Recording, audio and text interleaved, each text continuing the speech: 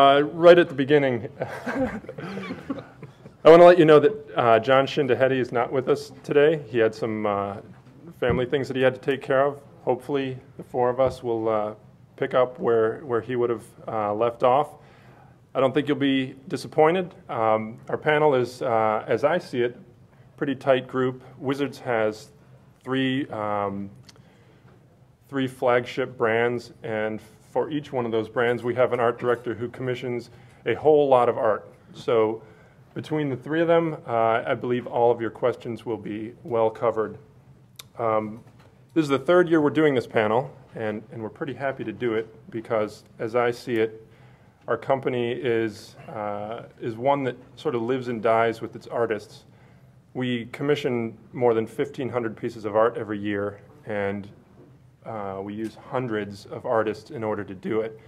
So it's not hard to see how we benefit from feeding you guys information, and hopefully you will benefit from what we have to give you.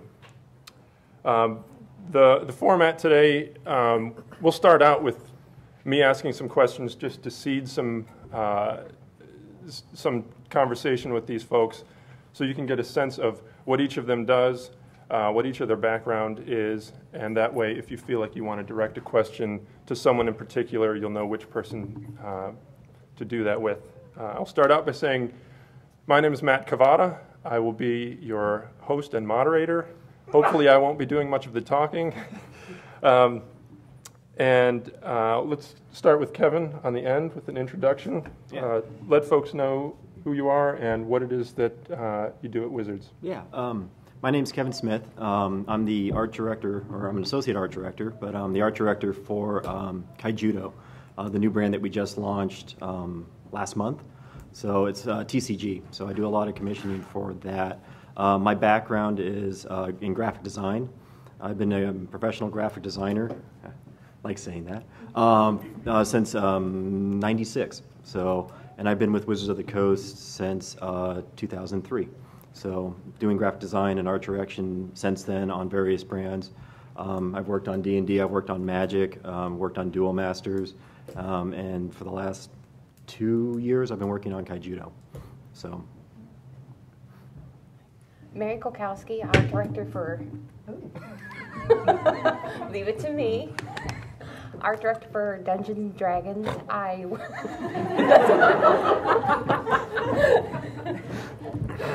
work on board games, trading cards, quite a lot of development, and role-playing books.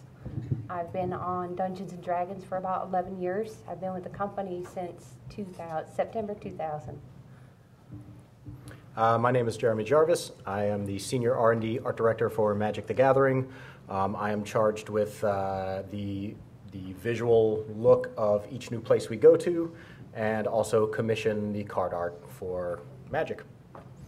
Can each of you really briefly expand on how your history has led to the role that you're in? How is it that you went from on the outside to working on the inside? Within the company? Or? Sure. Yeah. Okay. I started as a graphic designer. I worked at a mid-sized design agency, and then I worked also at a marketing agency or marketing department for Washington Mutual. And I had friends and associates that were working at Wizards of the Coast. Opportunity opened up, and I was able to come across and work at Wizards. And it's a whole lot more fun than working at a bank. But and then when I got to Wizards, I started off as a contract graphic designer. So I was able to work on pretty much all the brands that Wizards has. So I got a lot of experience with the different looks and feels of all the different brands that we do, and got that experience, and then kind of decided I wanted to do more art direction and be more responsible for a look and feel of a brand. When Kaijudo came along, I got the opportunity to work on that, and with that I was able to do both commissioning and working with illustrators, which I really like to do. And I was given that opportunity working on D&D. So I was able to bring those skills across, and then also developing the look and feel of the brand. So my graphic design skills I was also able to utilize on Kaijudo. So My background is graphic design. I've worked at various different places, from Regent's Blue Shield to Chateau Saint Michel, and then I saw 3rd edition, and I had to work on that. So I got a job at Wizards of the Coast, and I was a graphic designer. I worked on all the brands until basically I interviewed for a job for art direction for the D&D miniatures, and I got that job, and it has expanded ever since. I've got to work with plastics. That's what we call our miniatures, and some other pieces. I've worked into board games, the role-playing games, the trading cards for D&D, a little bit of everything for D&D. I'm quite happy on there, and commissioning artwork is one of my favorite things for D&D because it's fantastic. So you worked for wineries. Can you talk about how alcohol and graphic design inform? They blend very well. What does graphic design pair best with? I'm not a graphic designer. My background is in freelance illustration. I am one of the last remaining watercolorists, and my understanding is Paul Bonner and I will eventually have to face a death match, and there will be only one of us remaining. Coming out of freelance illustration, there was an open position internally at Wizards as the lead concept artist for Magic. I applied for that and eventually won the job through someone's lapse in judgment. Within a few months, I'm sure these two things are unrelated. My predecessor that hired me decided to leave the company, and then I was promoted into the art direction role, and I have been there for 7 years now. So, I think we should also note that shortly after Jarvis took that job and his predecessor left, I left too. It was pariah. So I thickened my skin and I came back. I like things the way I like them. Similar to Jarvis, I spent the lion's share of my career as a freelance illustrator as well. And while in that role, I often found it a true mystery as to what the art directors were doing and why it was taking them so long to get back to me. So I would like each of you to speak a little bit about a day in the life of your art directorship, just so the folks here will understand that, a delay in response may not always mean a lack of love. So go ahead and give them some info on that. Oh, yeah, sure. Wow, a typical day. Every day is really, really different. The brand that I work on is just starting, so there's a lot of aspects and things that we need to develop and produce and get out. So I really don't know day to day what I'm going to be working on. It just kind of, things happen and you just kind of adapt and get them done. But a typical day, I usually get in to the office at about 7:30, and that's usually when I get to do my replies back to the illustrators that I'm working with. I try to do that within the first 2 hours. By that time, most of the rest of the office is in, and that's usually when things start to happen. So then the rest of the day, it's graphic design or production or more commissioning or lots of meetings, discussions with other team members for the development of the brand. So we're not really sitting at our desks doing a lot of creative stuff all the time, every day. We're in a lot of meetings, a lot of discussions with other team members on other parts of the brand. So yeah, it's just very busy, a lot of communication with a lot of different people. So the creative time is not as big as you would want it to be, but there's enough there that you can still have fun. So. Yeah, as I say, the art director is an island, and everybody comes at you. So we manage the graphic design, we deal with the production, we're developing the look of the piece and the actual pieces itself, attending meetings, finding new artists, taking care of the artists that we do have, all in about 9 hours a day if you're lucky. And as I say, we're the great negotiator. We don't get to yell at everybody. They come and yell at us. So we're constantly negotiating with everyone in the building. I will add to that as art directors, we're the linchpin between the creatives, the artists, and the non-creatives, the rest of our company. And quite often, it's the dealing with the non-creatives that takes up the lion's share of our time. Fighting for things to be the way we all would know that it should be. So again, the channel between you and an art director is quite often clogged. So if you're starting to feel that a response isn't coming because of something you did or did not do, that may not be the case. Yeah. This kind of topic came out of Matt and I talking amongst ourselves and saying, you know, when we were breaking into Illustrate, how many of you are involved in illustration or trying to break in? Show of hands. Great. So you may or may not be able to relate to this. My understanding, because I didn't know any better when I was trying to break in, was like, all you do is buy art all day. Like, how hard is it to pick your phone up? Which was very frustrating when you just send samples or mailers or postcards or phone calls into a black box and never hear back. The reality of the jobs are more complicated, and while it is a creative position and a rewarding one, we do have overlords, and some of us have minions, and others do not, and some of us are, you know, it is a corporate environment, and the majority of my days, my little fiefdom is what ends up on the cards, and the things that eventually get to the things that end up on the cards.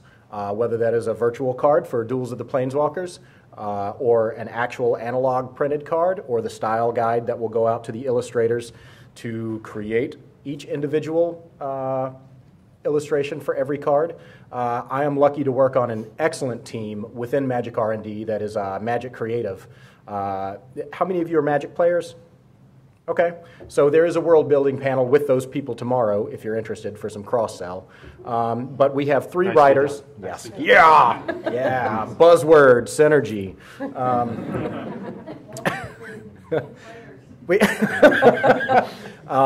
We have three writers. Our creative director, we have one concept artist, and myself. And so depending on which writer is in charge of, say, you guys, it's common knowledge that the Return to Ravnica is coming up.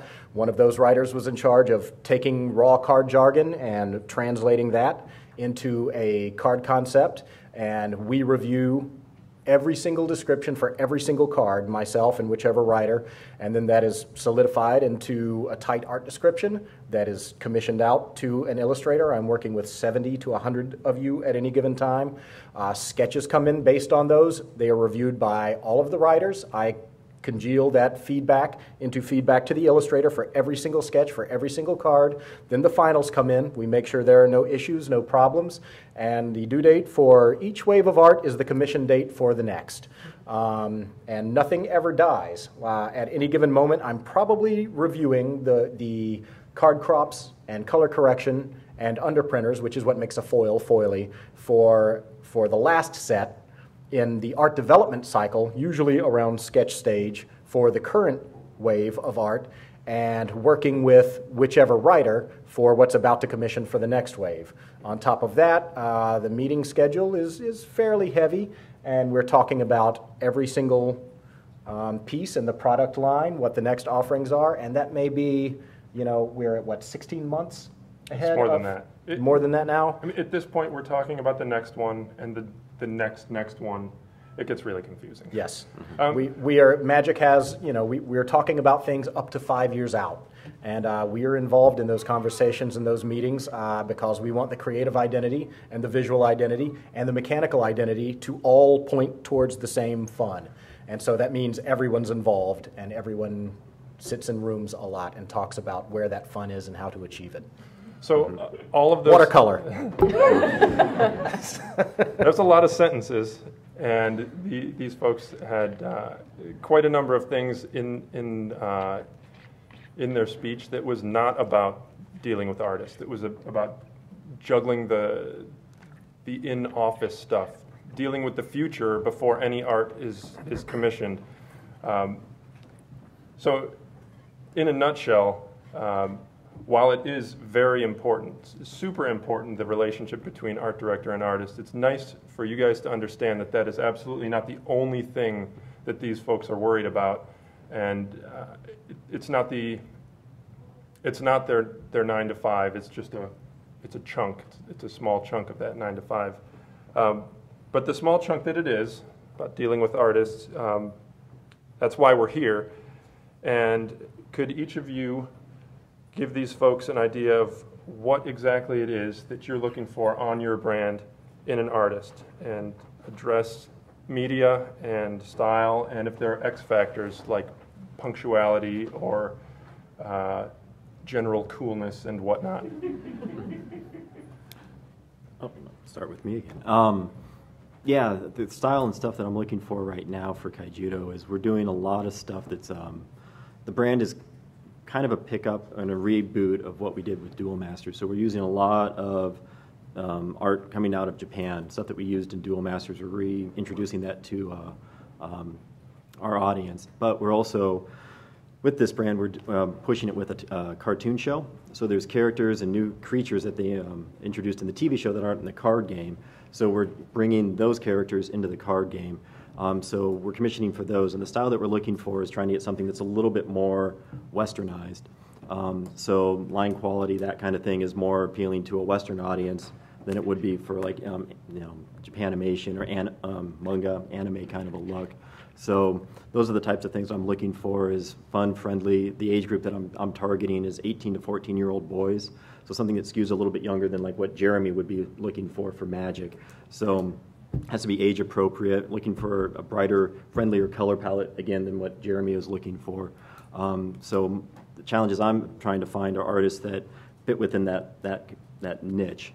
So something that's appealing to that age group with line quality, color, composition, all of that is kind of what I look for. Mary? Well, y'all know D&D.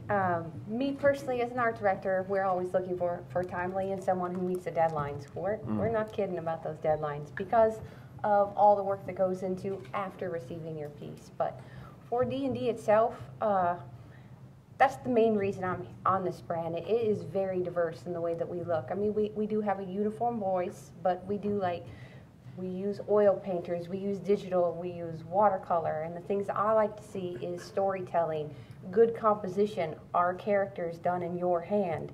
We don't want, oops, terrible microphones.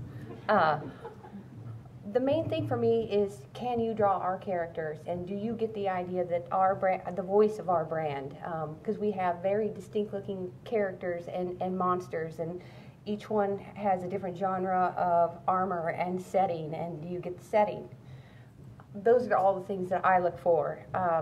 But we've really loosened up a little bit on D&D. Those who are familiar with it, we used to go a little bit overboard with our art descriptions, feeling that we had to spell it out for you. We've stepped that back, and we've left it to you guys to solve the problem and tell the story for us. We've got these two characters, they're in a conflict. How are you going to show them? This is our setting. We must have certain items, but otherwise we leave it up to the illustrator to solve. And you can submit a couple of thumbnails to get ideas across. Some people have a really strong voice, and it's just one sketch, minor comments, final. It's really that easy. I say that. Oh, and something to riff off of what Mary just mentioned too, hitting your deadlines. That's going to get you callbacks, and that's going to get you more work because of what we were talking about earlier, the way that our days are set up. If you can't hit those things, you're putting us in a bad spot, because after the art comes in, and then there's imaging time, there's production time, then it has to go to the graphic designer, they have to lay it out, they have to put it in, we have, we've booked time with printers for a certain amount or at a certain date, we have to have files to them. So if art's coming in late, it backs up everything else and puts us in a bad spot. So as art directors, if you're, and as an artist, if you're missing dates, getting stuff back to us, you're not going to be getting callbacks that often, and it's because of that. Well, the other thing is your art director is your boss, but open lines of communication, life happens. And if you can communicate with your art director, I'm going to be a couple of days late, I need a couple of days, and if they can work the schedule out, we're reasonable people, humans, we know. You shouldn't be afraid of your art director. So, a little bit. I prefer illustrators who go completely incommunicado, do terrible work, but turn it in so late that I can't do anything about it on the back end. That's what you want to do. No, you will hear that as a through line, and I recognize at least a few of you from being here at this panel last year. I apologize for sounding like a broken record. It's not that we don't have a variety of answers. It's that this is really what we look for. Consistency and professionalism is very, very important. for our brands. It's just a given that you draw very, very well and you paint very, very well. Beyond that, what we look for, regardless of what the exact aesthetic is, which is a little different from brand to brand, and also within Magic, it's different from setting to setting. Lorwyn was my first full run-through as art director. That was very, very different than what I was looking for in, say, Innistrad, which is pretty different than what you're about to get in Return to Ravnica. So it's you know, we're looking for different things at different times. But regardless of the aesthetic, what you want to have is a voice as an illustrator, as a painter, in whatever you do, that leaves that impression of how you approach things, how you problem solve, what you bring to the table as an artist. If you think of a very, very stylistic illustrator like, say, Therese Nielsen or Raymond Swanlin, you can imagine what it's like reading a list of art descriptions and being like, no, that's absolutely not for them, no, no, no. That's perfect. This has to be Raymond Swanlin. Not just want to be, like it has to be. And that's the impression you want to leave in whatever you're doing, is you want that personal thumbprint in your work, that the art director is excited when they read an art description for you personally to tackle it, not just someone available. And again, it's a given that you draw very well, you paint very well, you make your dates, you communicate well, but you as an artist, your book needs to get the art director excited about that. I was going to ask a question about portfolios in particular, but I want to sneak one in there. I think for artists, if I'm speaking for myself when I was in your position, there's a mystery as to what the process is like. Can you explain to them how what the art director is not doing is looking around for finished pieces of art and purchasing them? That's the rare case. That really what's happening is that you are finding someone in particular to execute a vision that doesn't exist yet. Yes, both aesthetic and sort of that concept of headspace, like how this person approaches problem solving. You know, a strong portfolio will, without pointing out things you don't care about, will point towards themes and approaches that do interest you, that will come through in your work. And it's not about having to buckle down and find a style. Like, if your work isn't about things that interest you, you should probably not be doing that. So it is rare that we find stuff. I had an instructor in college that was really, really old school and had not worked for many years. And he was actively telling us that, like, oh, you just paint things and take them around, and an art buyer will purchase them off of you for thousands of dollars. And it's very much not how things work anymore. The vision of what the product or project or brand is precedes the art buying, and that's how we get a tight vision onto the card or into the book or onto television. Because there was a vision driving it, and we need people to help us and be partners with us in creating those assets. One thing that brings up is if you spend a year to make a painting and it takes that long for you to have something you feel proud to show, it's going to be hard for you to get. It's going to be hard for you to get and sustain work as a working illustrator, because there's very little buying of finished art, and there's quite a bit of giving out an art description to be completed by you. Being able to work relatively quickly is kind of a must. These folks their schedules just don't have room for commissioning art and waiting 6 months for it to come to fruition. It's not realistic. Yeah, because projects are popping up all the time. Demands are changing. You know, I hate to sound too corporate, but like market shifts, so you have to create products that fill into those things. And so there could be, like, for a TCG, a certain card that R&D wants to develop, and you have to be able to turn those around quick. Typically, like art schedules, will give about 6 weeks. So the first 3 is where you're doing your thumbnails and your sketches, and by the time you get to that end of that 3 weeks, that sketch is locked down. Everything's there, so the details of the character, the composition, the pose, everything is solidified at that point. The last 3 weeks is when you go to color, and there'd be communication there. You know, change this shade of blue to something more like this, or this is what we're looking for. But at the end of that 3 weeks, that piece should be done, and it's submitted to us, and we have it. So time-wise, yeah, we have about a 6 week, 7 week, depending on the brands. time from like when we, send the art orders out to an artist to when we were expecting to have the final piece in. The last question I'll have for you guys before we turn it over to these good folks is very specifically, what can they do when constructing their portfolio that is going to set them up for a good first impression? Ooh, I'd say familiarity of who you're pitching your book to. So if you're going to be presenting your book to one of us, something that's fantasy-based. I hate to say it, but art directors can be kind of thick sometimes. So if we're looking for something for like D&D, if you don't have stuff in your portfolio of a character in armor with swords or showing a dragon, we may not be able to be like, yeah, well, they may not just get what our brand is, so we may pass you by. So know who your audience is, who you're trying to solicit work from. So if you construct your book to kind of fit into that a little bit, and know who you want to get work from, and tailor your book to that would definitely be a plus. I would definitely say knowing your brand. If it's Dungeons and Dragons that you want to work for, show me some stuff. I would love to see it. And knowing what you like to do and what you like to paint, content-wise, and what you can do. Like, I have several artists that just specialize in landscapes. I'm not going to call them up for a fight scene or a character in some bitch in armor. They're going to do landscapes, and they're going to bring their best game, and then I wouldn't call them up for anything else. And I have several artists who can do both. I negotiate with my artists just like they negotiate with me for the commission. So they're like, hey, Mary, I need some work. And I'm like, well, I've got characters and landscapes, and they're like, well, I'd like to dabble with this.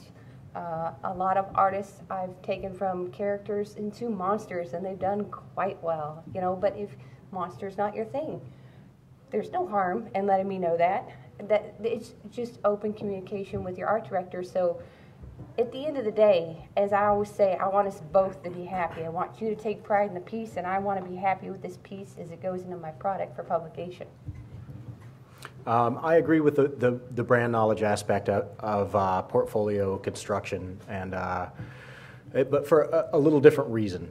It is an enormous turnoff when someone sits down at a portfolio review and says, what are you looking for? Or who do you work for? It's like, if you don't know, I bet it's not in your book. That is, being familiar with who the client is that you're approaching, what they are currently using, kind of the range of aesthetic and subject matter that they work in, is a very good way to get work. Now, it doesn't mean you have to go and re-illustrate cards or re-illustrate a known cover. It's not about that.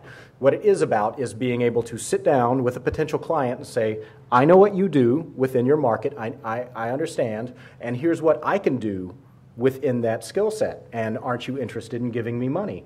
And they say yes if it's good. So far as what's in the portfolio, I don't personally care to see figure drawing or student work. If I can't see your figure drawing skills coming through in your illustration, then there's a bigger problem. And in fact, it's actually worse if you're showing me that you can do it in your figure drawing and not doing it in your illustration. The size of the book, 3 to 5 good samples that are really on the money will get you work. Now, yes, you need to be able to back that up with, another 12 or whatever, just to show that, these aren't the 5 pieces that took you 4 years to paint. There is a body of work that these 4 samples reflect, but 3 to 5 will get you work. Organization is important. You don't want to just peter out as the book goes on, nor do you want to start weak. You want a good kind of trip through the book, and also realize, and this is honest, even though it sounds terrible, we're looking for your worst piece in the book too. We want to know how sharp a sine wave you work on. We're excited about the best you can do, and we're also looking for the liabilities, what is the weakest thing in the book. So anything you're iffy on, or if you know it's a little dated, or if during the portfolio review you have this little gut tickle to stop or explain or say, oh, this was just if just is in the sentence, take that piece out of your book. Yeah. Well, the other thing I'd like to cover is we get a lot of books that are very big and a mishmash of styles, because some artists are able to do finished and concept and sculpture, and your book should be structured as such. As If you're going to talk to Jeremy, he's going to want to see your finished paintings. He doesn't want to really see your sculptural work. You'd probably reserve that for me because I shop for a little bit of everything, but it should be organized by content, and that's what I meant by that. So if you do paintings in one area, if it's concept work you're after, just show the concept. And if it's sculpture you can do, put that together. And having multiple portfolios is not a bad thing. So if you do painting, sculpture, you're inker for comic books, break those up into those 3 different things and present those to the appropriate art directors for those particular brands that you want to work on.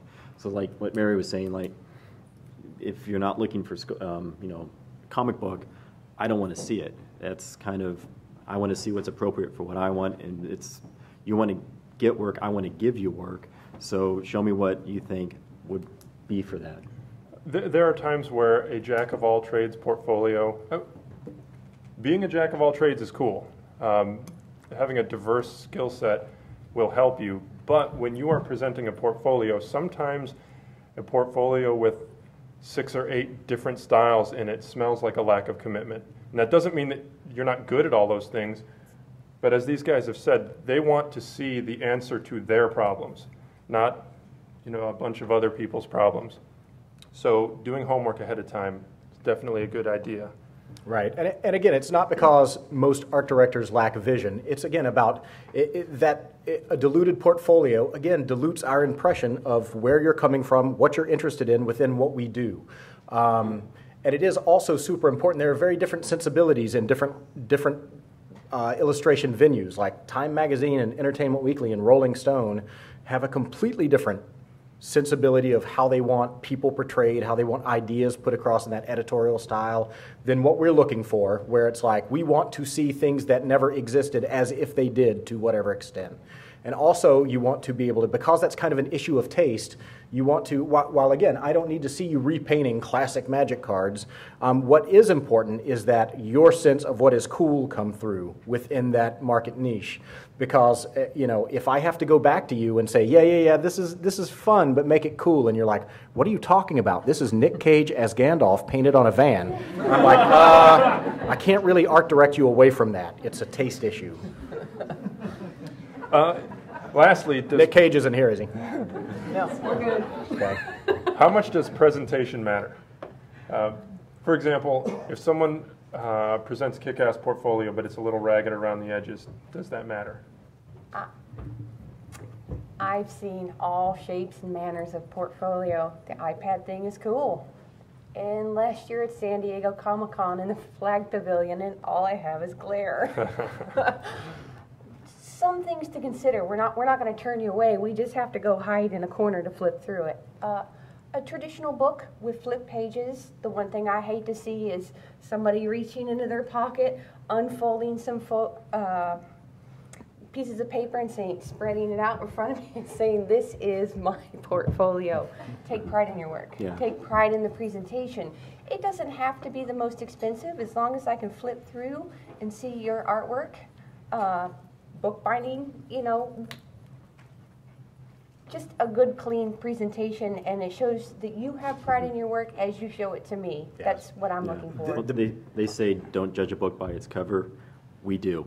And it's our job to make those covers. Yeah. So if your portfolio, like what Mary was saying, is ragged and it's kind of beat up, it says before we even look at your work that's how you feel about your work. Take pride in it. Give us the best presentation, and that leaves an impression on us. We'll remember that. We were down at Comic-Con, and some of the portfolios that stand out in my mind were the ones that were very clean, very professional, very put together, and that sticks in my mind rather than things like the student zip out, throwing everything out, the paper portfolios. It just says that you're not at a professional level before you even show us the work or even say anything. Yeah, I agree. That's a little unfortunate, but it is true. As within any industry, you want to prove that you are a veteran ready to plug and play, even if you're at the point of fake it till you make it. The balancing act is, yes, come across professionally. It might take a little money, it might take a little whatever. The other side is don't go so novel and don't rely on that so heavily that your work suffers.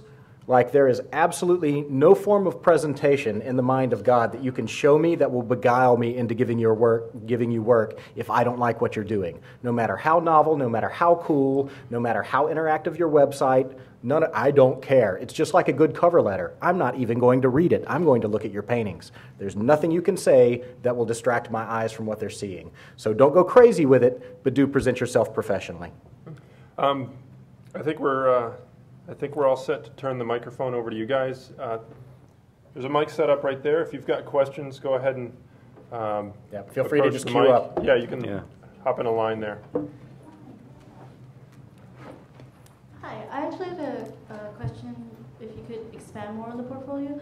Do you mean like getting professional printers, like even at Kinko's, a nice book binding, or does the art store plastic covers with the clear sleeves where you slip in your artwork? It doesn't matter. What you don't want to do is, like, we literally see portfolios where people have torn pages out of their sketchbook and you've got deckled tears slipped into something, or they just have these ragged loose originals in a flat box, like just something that says, I'm working in this industry, and the reason you can't have torn or deckled or loose things is because you can't have. It tells us that a limited number of people is touching your work. Like, you're clearly not professional because you haven't gotten to the point where you need a portfolio to show around. So that's what you don't want to. It's not really about the minute knob turning on exactly where it comes from or how nice it is. But The height of the hurdle is show I care. yes. If you can do that, the rest is gravy. Mm-hmm. And it, is your question more along the lines of, I have this big painting, I'm not going to tug that to the show to show the art director. I recommend photography. It doesn't have, something that translates well. If you, and a lot of our artists work very large. They'll photograph it down or make it digital and get a really nice printout, or even an Epson printout, but as long as it retains the quality of the original, just so we can view it. And do people send them to you, therefore can't expect a return, so have printed copies, or? So you can make takeaways, whether you're mailing them out or whether you're physically interviewing with someone. A leave behind is a good idea, right? It's better than a business card. You can fit an image on there. It's harder for them to lose. If you're really mailing stuff out, I would really suggest just emailing JPEGs. Yeah. Like mail getting to the right person having the time and inclination to open something from someone they don't recognize. Like, however, clicking on an email and seeing 3 images, which again, if they're on the money, will get you work, is much easier and convenient for you, cheaper for you, and easier for all involved. Yeah, and like Jeremy was saying, like a leave behind, like a postcard with your artwork on it, is great, because when we do a convention and you're meeting a lot of different artists, we remember the pieces. We may not remember your name or that. So if you leave a business card, that may not resonate with us. So if you can leave a sample, like a little, I don't know, what are those? 8.5 by 11 with like a couple of samples. A couple of pieces. Even postcard and I size. cannot stress enough to put your name and your contact information on everything you leave Yes. behind. I have left the convention center so happy, and then, oh no, how do I get a hold of you? And it does happen. Like, you think you'll remember names, but we meet a lot of people. And so if your name's not on it and we're like, the kid with the weird head, and we have to Google that, maybe we find you, depending on how legitimately weird your head is. So feel it out. Thank you. Yeah, thank you. Okay, I kind of have like 2 questions. Is that cool? Depends on the questions. Oh, okay. That was one of them. Okay, so I know today in the art world, mostly everything's really digital based. So for more traditional artists, do you commission them too as well? Because I know, like, really, I go to the Academy of Art in San Francisco and I major in illustration, and they seriously say, like, do everything digitally, even though I'm like, Work digitally or present digitally? work digitally. Even Oh. though I'm more traditional. Oh, I cannot frown upon that Yeah, enough. I hate it. I really do. You will find, surprisingly, that a lot of companies will insist upon digital, and I've just come to this realization this past year, and I'm like, do not take that literally. For our company in particular, Wizards of the Coast, we take digital and we take traditional. We receive a lot of paintings, Jeremy more than most, and we have an imaging department. And they photograph that. We get that into electronic, we'll color correct it, and once the set is released, we release your painting back to you. We accept digital painting. I do not have a preference. There are a lot of companies out there that insist upon digitally only, and I say do not take that literally. Meaning, you can paint, you can watercolor, you can use oil. They just want you to do the legwork of the imaging. So they want you to get it scanned or photographed, and they want you to send them the electronic image. But to insist upon digital, it would just be a sad day. You can't force your artwork into a particular type of medium. You got to go with what you know and what you love, and then do the submission how the company needs it. Yeah, we want to be able to pay and support and work with illustrators for what they do and what they want to do. And again, it's your career. That is completely your choice. I do not have a digital versus traditional bias. It's about what the work looks like. I don't care. Todd Lockwood still paints typically a card away from me. He works digitally now. He was an oil painter for years and years. I'm sure most of you know his work. At no point ever do I say, Todd, I really wish you'd painted this in oil. At the same time, you know, I'm not ever pushing my traditional artists to move digitally. I want to support them for doing what they do because that's what I'm hiring them for. When a client, it's not only shifting the imaging load onto you. When they're asking you to work digitally, it's probably because they want the flexibility of screwing with you at the end of the piece and the flexibility of changes. The way we work is to try to never, ever have feedback at the final stage. Sometimes it happens, but we really go out of our way to, at sketch stage, address things that need to be addressed. Basically, on Magic, the way I approach the process is if I have to ask you for a change at the end, somebody screwed up. Either I didn't say something I should have, or you kind of screwed me. So, and that's for digital painters as well. I do not hold the medium against them. So, take that pressure with a grain of salt. Now, if you are an oil painter or a watercolorist and you want to work in video games as a concept artist, that's going to be really, really difficult. It will be tough. So a lot of it does depend on venue, but so far as an illustration career in general, there absolutely are venues for traditionally painted work.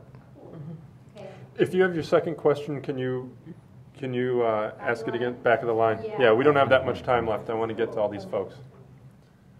Hello. Hello. Hey. So I'm just beginning my freelance illustration career, and something that I'm trying to find a balance in how I manage my time. Like if I get a piece from a client, like I'll just ram into it full bore and pretty much kill myself trying to get this thing done. But if I don't have a piece particularly on the table, it's hard to find time to prioritize my own artwork just to keep things going. How have you guys in your own freelance careers learned to manage your time? I feel like I was bad at that. As an art director, I feel like Matt was bad at that. As his art director, a little bit.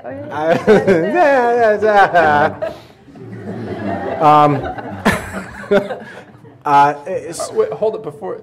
Do I understand this correctly that you have so much work that you can't prioritize your own work in between? Is that what you're saying? Because that's a good problem to have. Yeah. I'm not quite that cool yet. No. But Are you balancing school? Are you balancing a day job? I just graduated. Okay. So, yeah. Okay. So my best advice is to capitalize on the jobs you have. A big trap that we see a lot is, especially as you're breaking in those kind of entry-level freelance gigs, people will work for the budget. Like it's an entry-level card game, they paid me $75, they paid me $300, whatever it is, and so you do $300 worth of work. Do not do that. Paint for the job you want. Yes. It's just like the corporate BS line, don't dress for the job you have, dress for the job you want. Well, it's true in painting. Like, if you're doing $300 jobs and they look like $300 jobs, that only gets you more $300 jobs. Right. Now, sometimes the deadlines are tight, sometimes there's other stuff going on. You need to turn it in as it is. That doesn't mean you need to show it to us that way. Take your time, finish it to the level of what you want to be doing. Book covers, album covers, magic cards, whatever it is, and use those jobs as, instead of doing professional work that you're not proud of and then trying to cram in some sort of personal work to get better, like, you're at least getting paid a little bit to do samples for the clients you want to work for. And the more you can view it that way, the faster your book will come together, and you are being paid to be aggressive within bettering your career. Does that answer the question? I was thinking more along the lines of just day to day. Day to day, it depends on your process, right?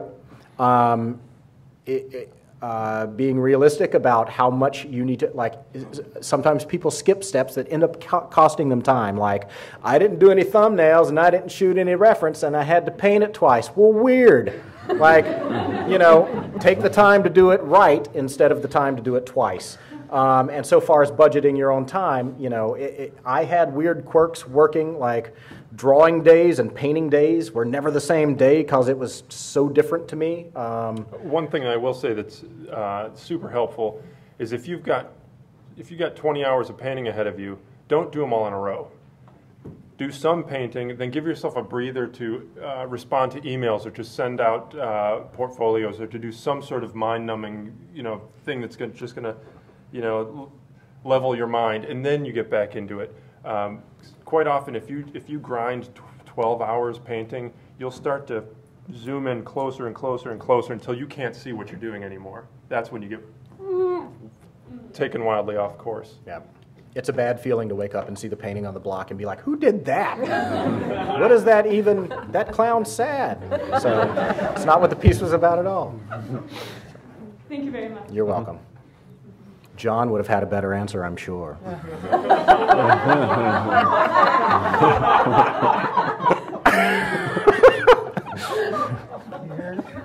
Go ahead, we're super interested in feedback. Okay,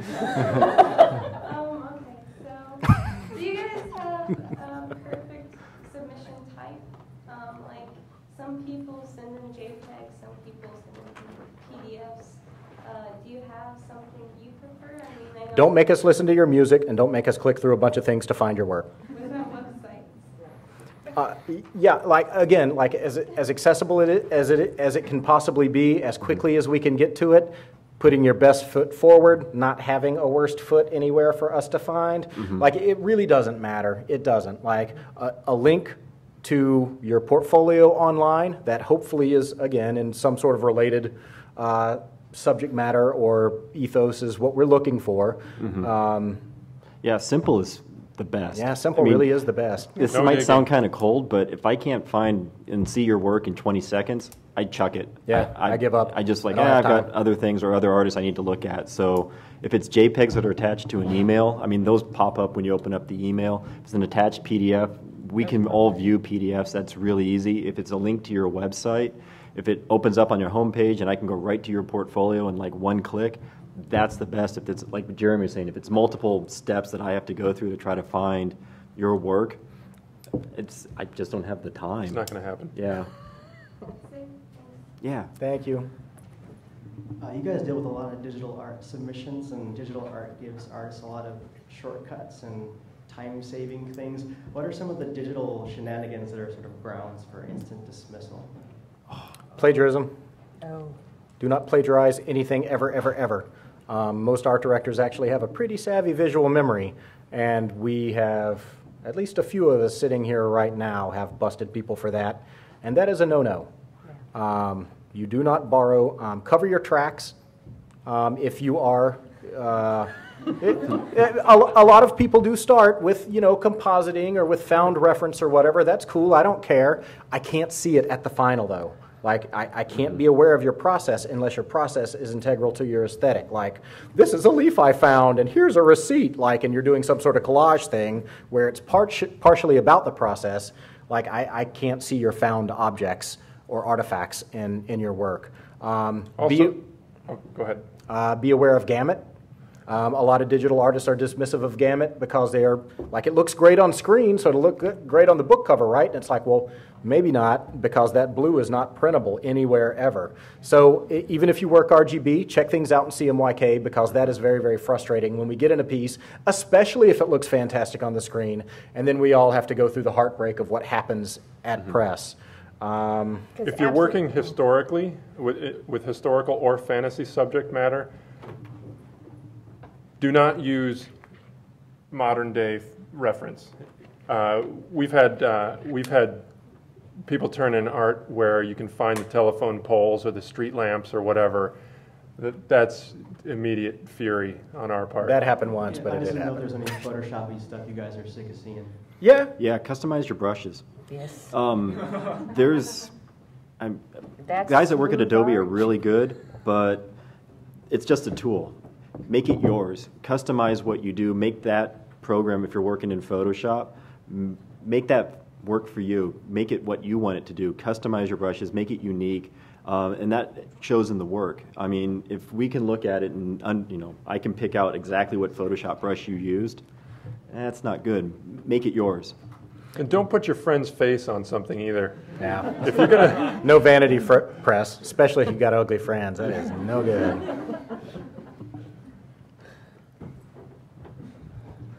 Hi. Problem solver, hired. Actually, I was just going to ask for an engineer, as someone that does mostly technical drafting, blueprints, that kind of problem-solving stuff, how much crossover is there between that and people that also do more artistic drawings or? That is a good question. You like maps? Oh, yeah, already are. Yeah, cartography is something Yeah, I've that been doing that for years. Yeah, brands use. We do, for D&D especially, we do a lot of cartography, but we do have an illustrative feel to it. But because we're D&D, we have various different styles. We have more of a line art style and a fully illustrated style.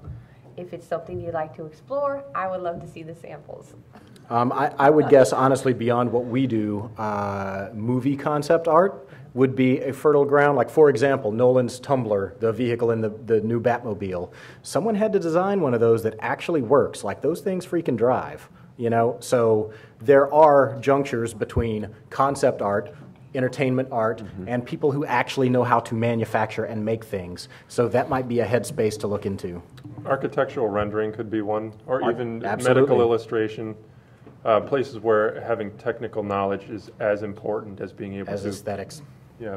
push a pencil. And are there people that would still be working a 40-hour-a-week job as an engineer and then do this in their other time? Is that something? I mean, that's how I believe most of us start. You've got to feed yourself while you're building up your skills and building up a name. I remember it being such a joyous day when I got to quit my day job because it was keeping me from doing the work I wanted to do.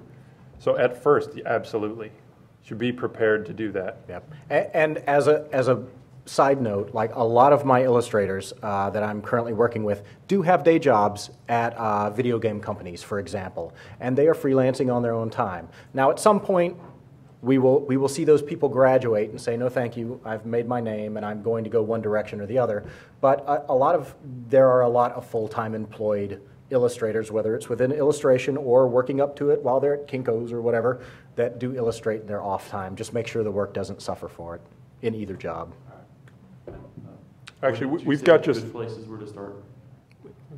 What's that? The good places you like maps or architecture. It's up to you. It's about what you want to do. Just build a book that reflects your interests. Thanks. Yeah, thank you. Hi. This question sort of builds on the portfolio question people have been asking, but I was wondering if you guys had a preference of me walking to you in a convention and handing you prints to like digital interaction, like contacting you. On a scale of 1 to Matt, how creepy are you?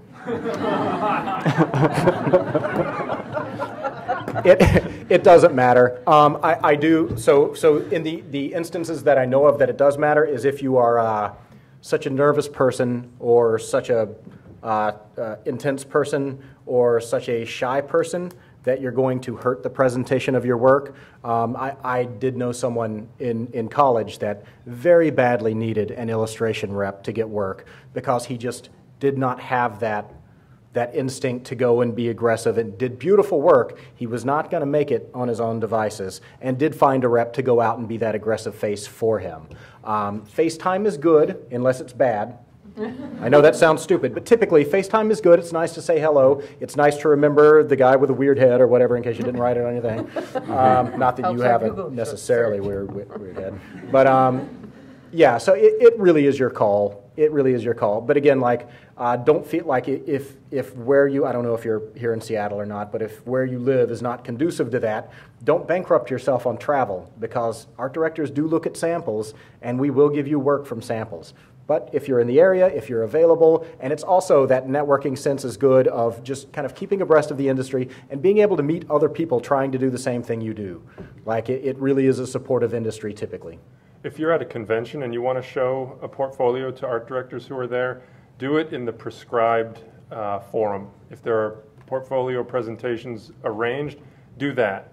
Approaching an art director when they're on their free time, going to the bathroom or whatever, you're not going to get as fair a shake. Stalking doesn't work in your Yes. favor.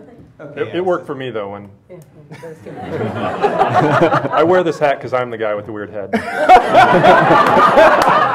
Well played. Well played. I just asked because I've been in the game industry for about 2+ years, and most of those guys don't want to see art printed. They just want a business card with a link. So I'm trying to get into like the more freelance thing versus the studio gigs, which is what I've been working at. So Sure. Now, Try them both. Yeah, I agree. I agree. And even if they don't want your leave behind, then they've got your business card. Yeah. Keep hammering. Yep. So thank you guys. Thank you, sir. I'm back. Yes. So this is also about portfolios. I do a lot of fantasy-based art, but I've had teachers tell me, stop doing Game of Thrones spin-off and do something else. Doing what spin-off? Game of Thrones spin-off. They always say that. It's based on a series of books. Yeah. I always go off the books, not the show. But they tell me, do something else. I do something else. Should I like make a tab in my portfolio for like other art that's not fantasy-based? That's also good. So what do you want to do? Like, this is you asking us what to do with your career, and we really kind of can't tell you that. Like, no, I'm being serious. Like, you have to, like, yeah, if you want to build an editorial portfolio and then succeed and hate doing it, like, do what you love. Just make sure whatever it is, you do it really, really well if you want to get paid for it. Like, that really is the best answer. Know who you are as an artist, build a book that reflects that, and find clients who want that. It could also, I was going to say, it could also be the approach of like style guide. Maybe he doesn't want you to do Game of Thrones because he thinks you have the creativity to create your own world in a fantasy setting. There's different ways of interpretation, and I hate for one person to squash it.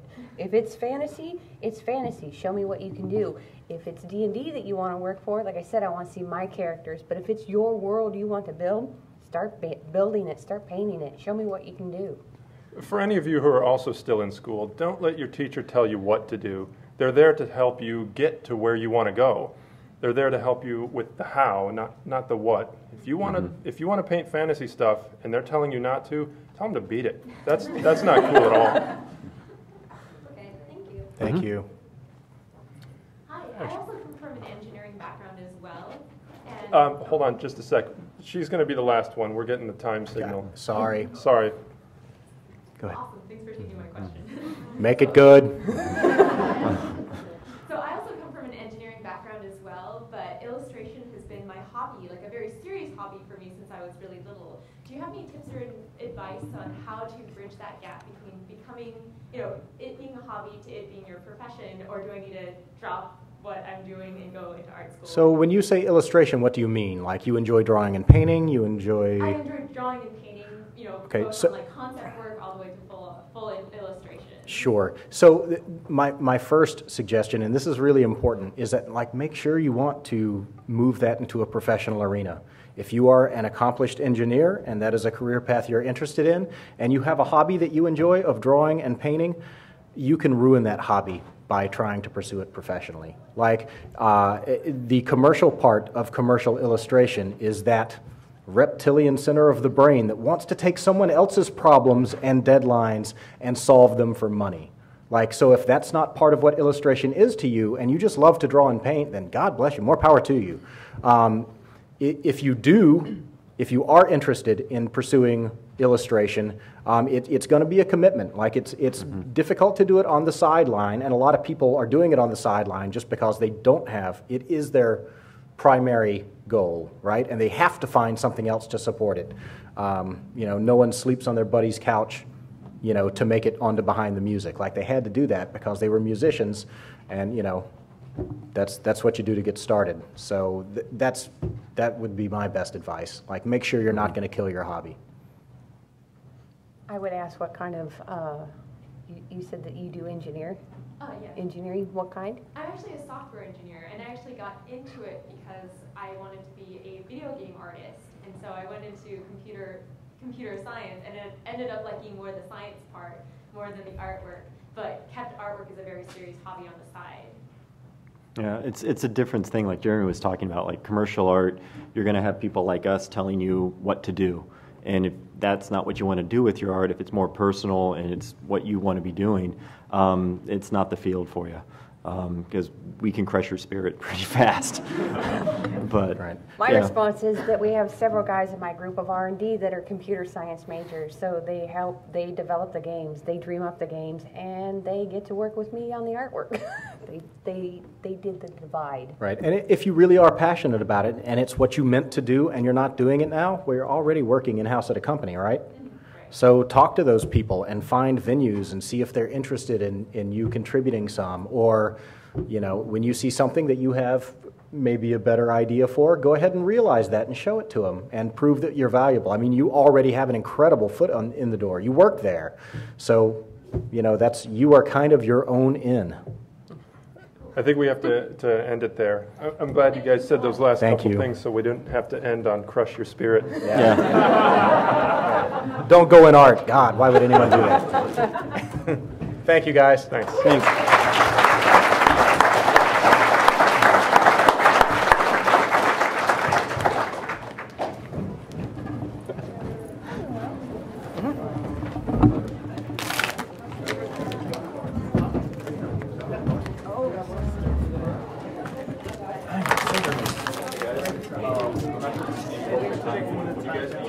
Yeah, absolutely. It was very insightful.